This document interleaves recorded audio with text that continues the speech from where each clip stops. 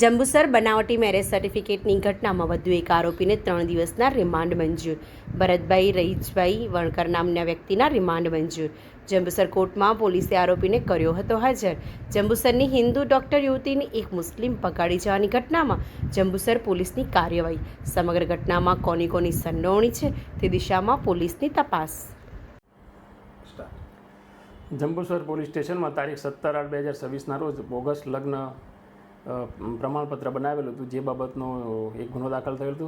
જે ગુનામાં અગાઉ એક તહોમતદાર ફૈઝલ મસ્જિદ દિવાન નાઓને આ ગુનાના કામે ધરપકડ કરવામાં આવેલી હતી અને જેમની તપાસ દરમિયાન બીજા એક તહોમતદાર ભરતભાઈ રહીજીભાઈ વણકર નાઓનું નામ ખુલવા પામેલું હતું. તેઓને પણ ગઈકાલે જંબુસર પોલીસે આ ગુનાના કામે અટક કરેલ છે અને એ ગુનાની તપાસ દરમિયાન આજરોજ નામદાર કોર્ટમાં રજૂ કરતાં તેમને દિન 3ના રિમાન્ડ મળેલ છે અને આ ગુનામાં હજુ પણ બીજા જે પણ વ્યક્તિઓ સંડોવાયેલ છે તેમની પણ ધરપકડ કરવામાં આવશે.